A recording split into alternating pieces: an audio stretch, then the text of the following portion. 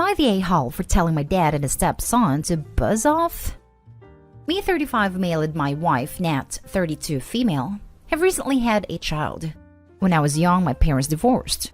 Then when I was around 13, my dad remarried to his current wife, Lizzie, who had a son, Maddie, who was about 3 at the time. Me and my mom have a really good relationship, but I probably won't bring her up much because this is mostly about my dad's family.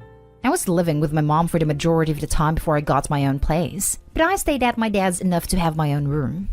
My dad started to ignore me for his new family pretty much immediately, including sometimes not making me dinner when I was staying at his place. Maddie can't do anything wrong in my dad's eyes. For example, when I introduced Nat to my dad's family when we were still dating about 5 years ago, Maddie's first move was to tell her that he was available when she eventually got bored of me. I was pissed at him, but didn't start a fight because I just wasn't in the mood. Nat just laughed it off and said she was into older guys. Left straight after. Another example, I didn't get my driver's license until I was 27 or 28 for personal reasons that I won't list here.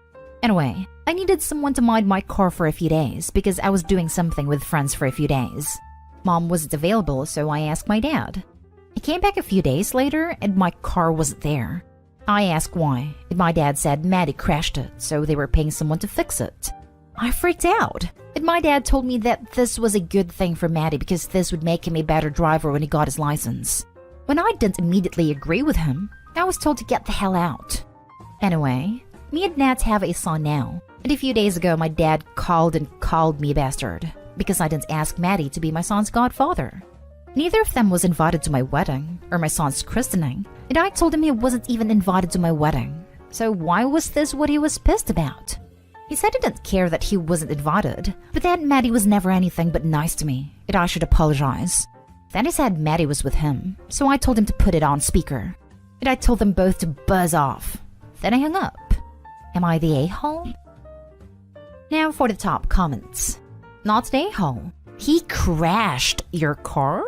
Like you drove your car without asking? And crashed it? And no one apologized? Or thought that was the incorrect thing to do? And made a pass at Opie's girlfriend in front of Opie. He said Maddie was with him. I told him to put it on speaker. I told them both to buzz off. Then I hung up. Like a boss. Not the a-hole.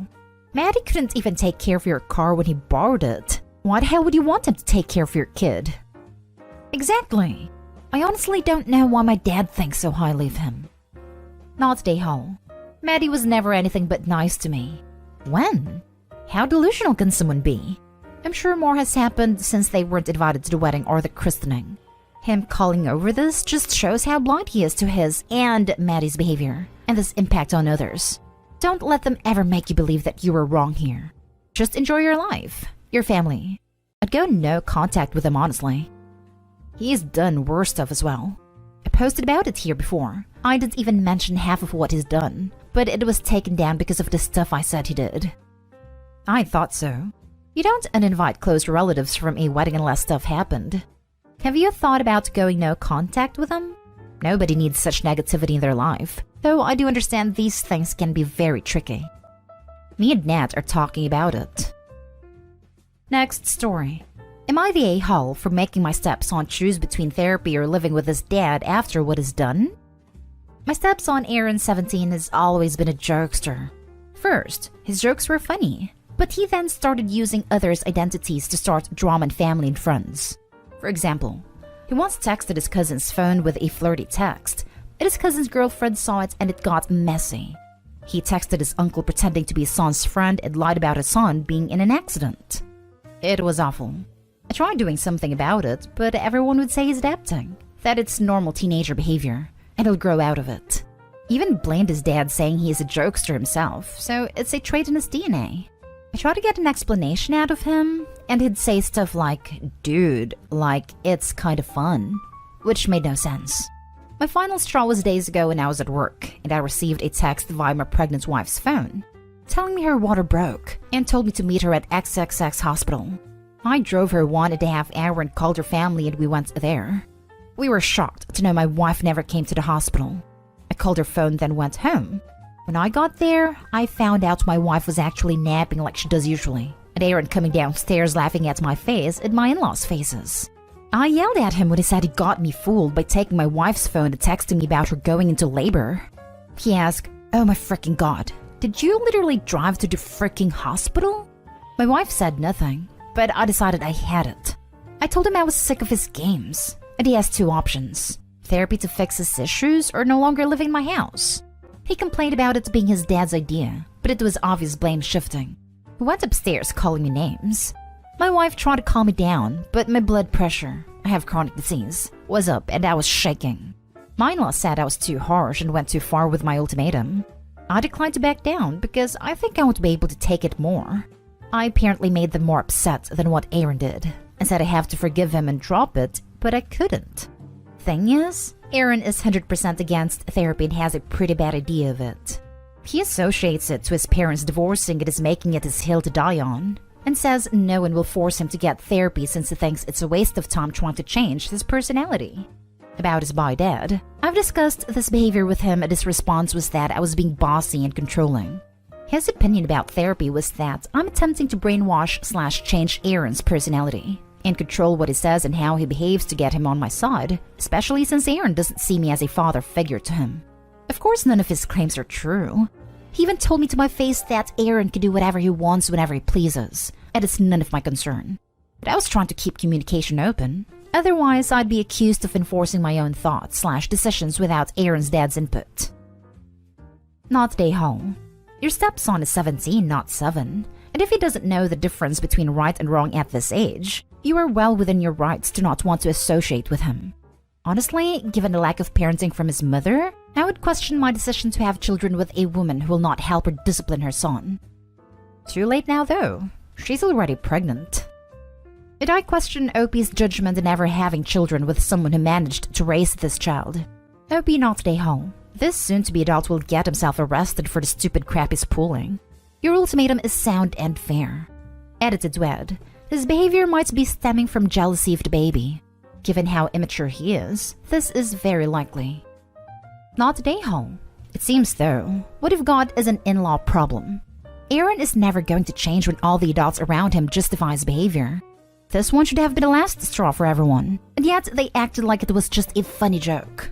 You appended your entire day, drove 1.5 hours one way, missed work, and instead of an apology, you were laughed at and berated. Yet here you are, being told you're wrong for not immediately bowing to his joke. Stay steadfast in your decision here, and if you're ostracized, maybe it's time to take a break and co-parent your new child away from this environment. Maybe in-laws and mom will realize it's a problem when he starts making newborn pranks on parents who haven't slept for 2 months. Not day home.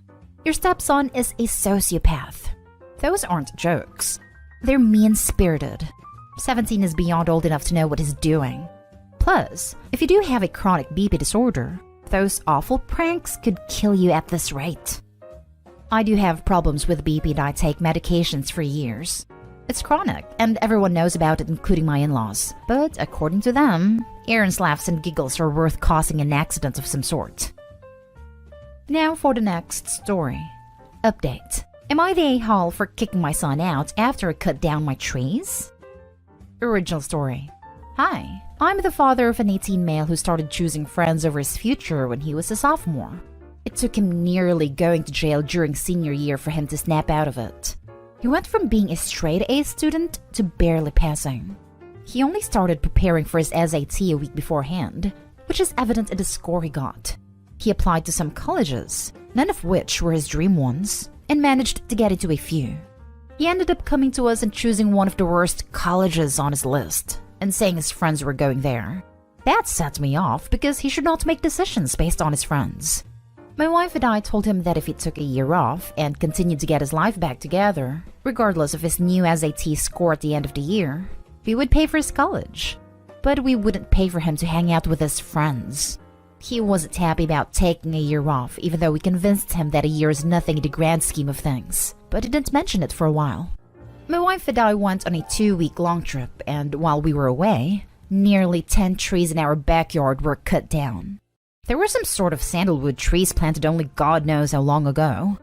We had left our daughter behind with our son, but they stayed a few nights with her uncle, so we instantly thought some random person cut them down to sell them. Our daughter secretly said she has an idea of what happened, but didn't elaborate. Quick security check shows our son hired a company to, badly and hastily, cut the trees and cut them into logs and planks with my equipment, then sold it to strangers. We ended up arguing, and him saying he needs money for college. I kicked him out, and he went to stay with another family member, but now my wife is upset and says I'm awful. I appreciate my son trying, but this was not the right way. Am I the a-hole?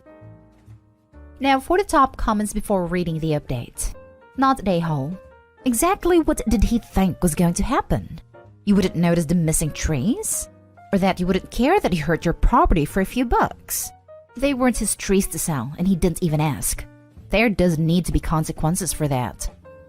Also, depending on where you are, sandalwood trees are the property of the government, in India at least, and cannot be cut without permission or sold on the open market. OP's son clearly lacks the ability to think things through or make good choices. Not the a-hole because your son is old enough to know there are consequences to his actions. However, you describe this as a somewhat recent change in behavior, going from straight A's to barely passing and making poor decisions. Did something happen? I would suggest therapy for your son and trying to get to the bottom of why he's throwing his life away. You're right that he can still get his life back on track, but remember you can lead a horse to water. You can't make it drink. Thanks for your input here. I'd ask my son repeatedly if there's a reason for his change in behavior at the beginning of his senior year, and it was always the same answer. I'm just older now. My daughters also told me that nothing happened, other than his friends going south and him following. After his run-in with the law, I had asked him if he wanted to do some counseling with our pastor. We weren't religious, but my son likes the guy, and he said he wasn't interested. Dealing with the police would be the only traumatic thing I am aware of. It was a bit more than just underage drinking. My reaction to it probably didn't help either. And now for the update. It's been a while since the last post and a lot of things have happened. Thanks a lot for everyone's input. It really helped give insight on my son and I's behavior, and helped when making decisions moving onward. An important thing to start off with is, we got mature oaks planted. There were 6 of them put in, and they look amazing already. They cost a fortune, a crazy fortune. The money my son got from the sandalwood covered around half the price, and I coughed up the remaining. Despite paying for them, they belong to the conservation committee who are, understandably, upset about previous trees being cut down. The oaks can't be cut down, and they will be coming annually to check on how the trees are doing. Now onto my son. In my previous post, I mentioned that his punishment for cutting down trees purely for money was to use said money for the new trees, and formally apologize to conservation committee as well as donate his time to them for a year. The money has been spent, and he apologized. The apology was quite embarrassing. The conservation committee aren't a joke. They treated him harshly, haha. For the past 2 weeks he has been working alongside them. Planting trees/bushes, landscaping the park, artificial habitats, and more. Surprisingly, the committee started liking my son and offered him an official job starting September, which he is taking. After realizing the reason for my son's misbehavior was mental issues, his punishment for disrespecting my property was changed to agreeing to everything I do regarding him getting help. After seeing a therapist, I was told my son has been silently suffering with a form of trauma for around 8 years. I only found out after family counseling that the cause of his trauma was from seeing my ex-wife cheating on me, and then being manipulated by her for years after. Needless to say, my ex does not live with me anymore. I feel so stupid for not seeing it earlier. I don't even care about the cheating, but how did I not realize my ex babying my son was just a front? Anyway, my son is doing slightly better and has picked up swimming again. He's agreed to a gap year and will be retaking his SAT. He also dropped his friends and took a substance test that showed nothing weird. It's too early to be happy, but I am. Everyone has been more open since my ex left. My son has made it his goal to get into his dream college for architecture, while my daughter wants to go to a music festival. I don't think there's anything left to add. For people wondering, my son made nearly $35,000 from the wood. Thanks again, and I hope you have a nice day. Last story is titled, Am I the a-hole for not wanting my 23 female, dad 49 male to bring his mistress to my future life events? My father 49 male and I 23 female don't have the best relationship, but it has gotten notably worse since he and my mother 49 female got divorced in September last year. My mom and I are extremely close and live 45 minutes from each other. My dad lives in a different state than us. My mom only moved to my state after the divorce because she couldn't continue to afford to live at the state she was in, though she loved it there. The divorce uprooted her life literally.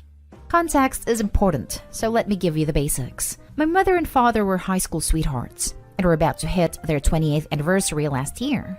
My father, however, had a problem with staying faithful to my mom. He was a military man, and my dad always had multiple relationships outside of the marriage. This has resulted in my mom contracting multiple STDs over the years. My mom kept catching him, but my dad would gaslight her into thinking she was not good enough, and that was why he would step out of the marriage. Fast forward to last year. My mom caught my dad with an escort. He decided to pack her bags and take some space from him, and went to stay at a friend's house. On my mom's birthday, he asked her for a divorce. He pushed getting it finalized as quickly as possible, and it was finalized within 59 days. A week after the divorce was finalized, my dad moved Alice into their house. He admitted to my mom that he and Alice had gotten together before he brought up divorce and had been a thing for a time. Alice is between the ages of 30 and 39, but we are not sure what her age actually is because my dad keeps changing it when asked. I've never spoken to her or met her. My dad asked me my opinion on marrying Alice, and I told him that was his choice, but that I thought it was too fast. My dad did not know I knew about him cheating. I figured it out on my own, and it was later confirmed. My mom has not moved on, and is still struggling with the trauma of the divorce. Tonight, I told my dad that I did not want Alice at my graduation in May, or wedding in September, because my mom would be there. I told him it was less than a year since the divorce, and that I knew how, more specifically when, his relationship with Alice actually started. And if he did not want to attend due to my decision, that was his choice, but I made up my mind. My dad told me it's not fair I'm excluding people that are part of his life, and that it was not my choice, and that he was trying to be open and honest with his intentions. Am I the a-hole for not wanting Alice present at these events? Edited to add, I'm an only child. My dad has a vasectomy when I was 5, and Alice had no children that I know of. Not the a-hole at all. I hope you stick to your guns in regards to keeping the mistress from major life events, but expect fallout from the decision as your dad seems used to getting his way. Congrats on the upcoming graduation and wedding though. Thank you. I'm graduating from law school in May, so at least that's the plan. Absolutely not the a-hole. If it hasn't happened yet, please help your mom to find a therapist so she can heal, get on with her life. I did. Her therapist has been away for a month, so I'm pushing her to switch to a more consistent one. I hope your poor mother received all the alimony she could, and I hope she heals from this. I'm sure it'll be easier with her caring daughter near her. She refused to take the alimony. I couldn't believe it. But she still has property rights in the house, so it's okay.